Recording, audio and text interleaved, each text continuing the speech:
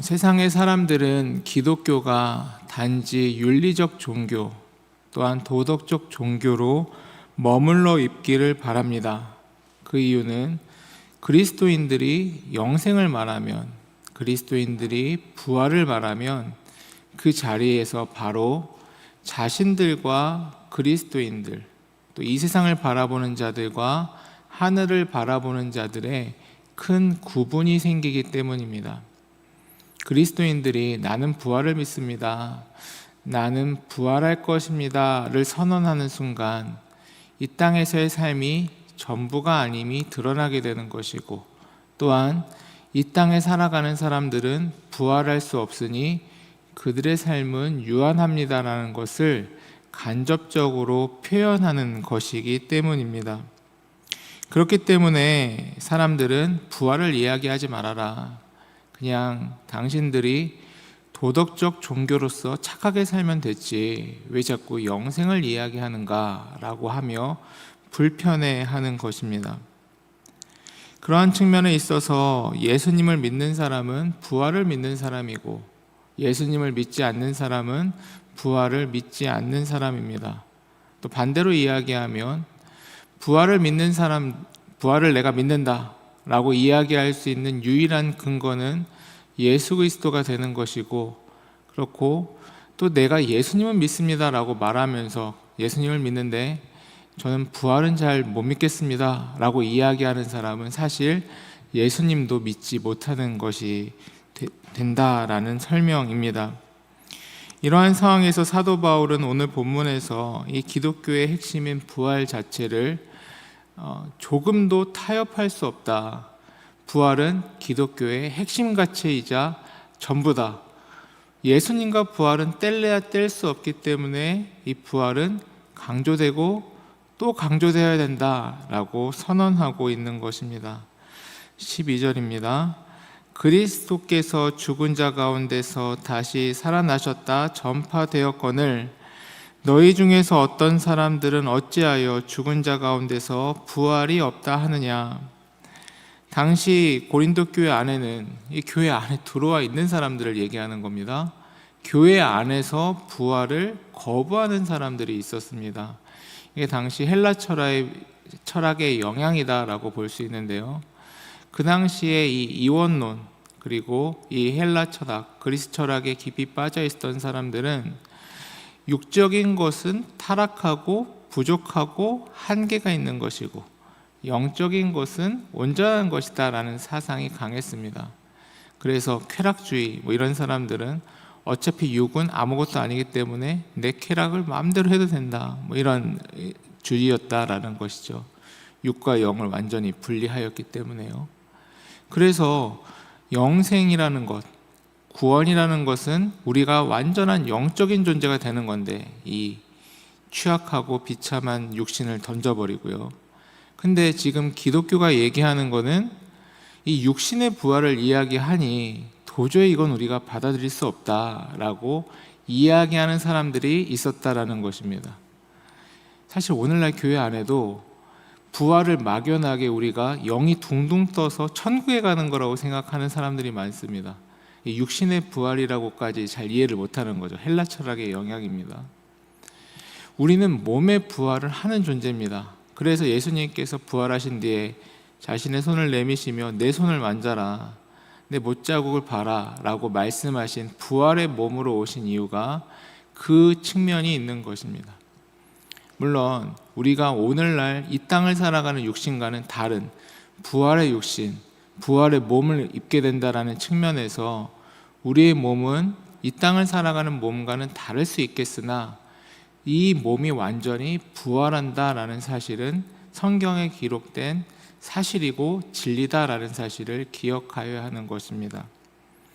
또한 이 사두개인이라는 유대의 한 지파 사람들 중에서도 부활을 믿지 않는 사람들이 있었습니다. 그들은 현실의 삶을 너무 강조하였기 때문에 내세의 삶을 터부시 여겼던 것입니다.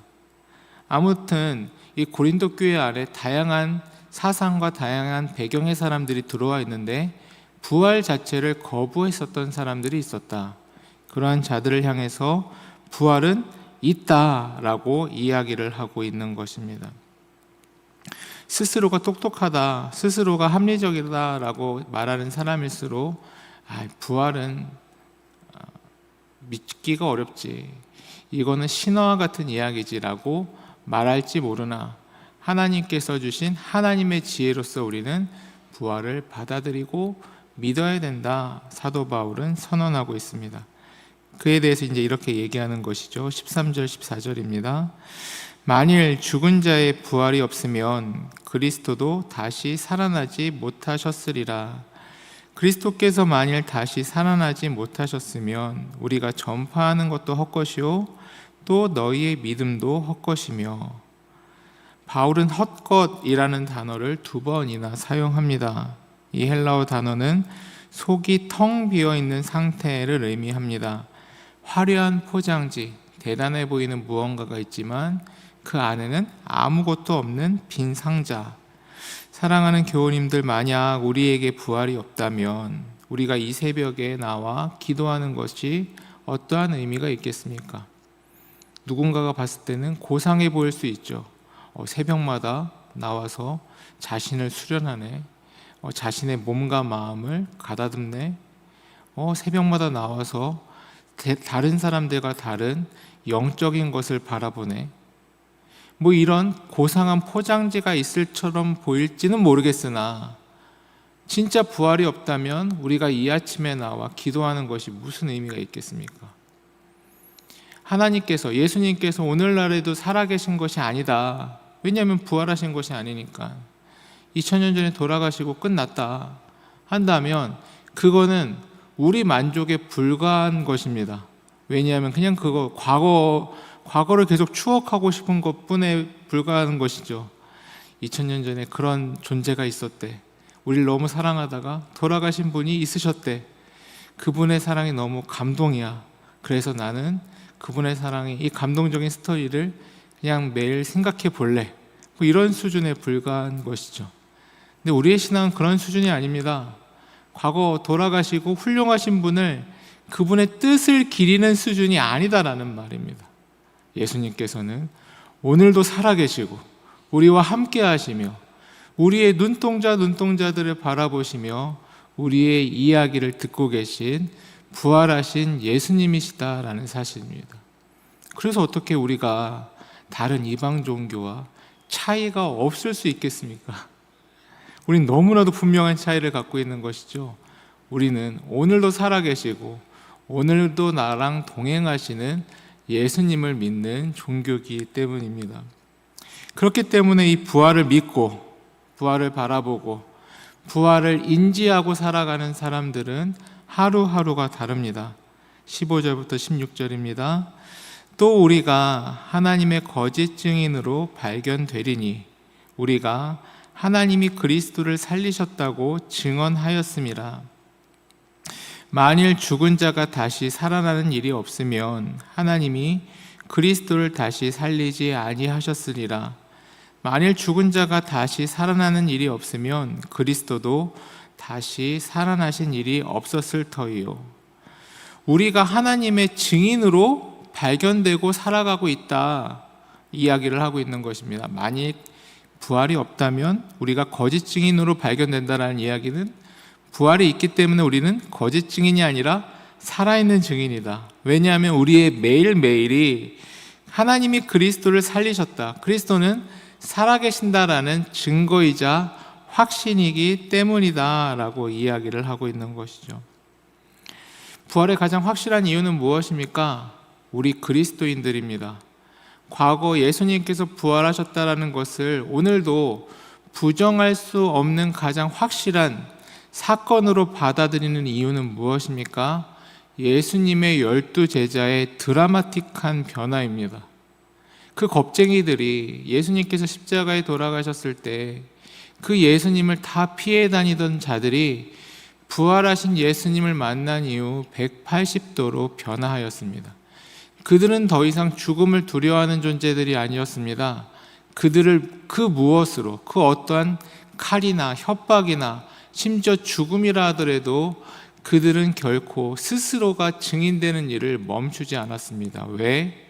죽음도 부활을 막을 수 없기 때문입니다. 그들의 그 확신과 그들의 그 발걸음이 예수님의 부활을 가장 확실하게 증언해 주듯 오늘 우리의 모든 삶이 부활을 증거하는 삶이 되어야 된다라는 점입니다. 예수님을 어떻게 전도하고 예수님을 어떻게 증거하며 우리의 삶을 통하여 어떻게 예수님을 보여줄 수 있겠습니까?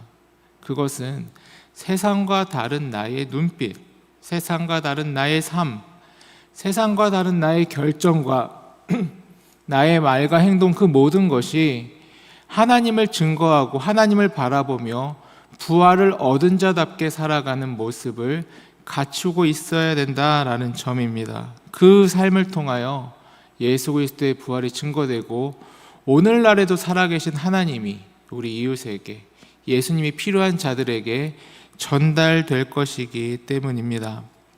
17절 18절입니다. 그리스도께서 다시 살아나신 일이 없으면 너희의 믿음도 헛되고 너희가 여전히 죄 가운데 있을 것이요 또한 그리스도 안에서 잠자는 자도 망하였으리니.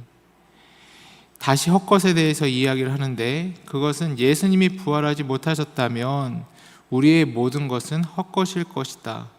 근데 예수님은 부활하셨기 때문에 뭐라 얘기하는 것입니까? 우리의 모든 것, 우리가 신앙으로 믿음으로 해나가는 모든 것은 절대 결단코 헛것이 아니다 라고 말하고 있는 것입니다. 사랑하는 교우님들, 오늘 믿음으로 말미암아 무엇을 하십니까? 거짓말을 할 수 있는데 거짓말을 안 하실 수 있겠죠. 조금 더 못되게 할 수 있는데 그렇게 안 하실 수 있겠죠.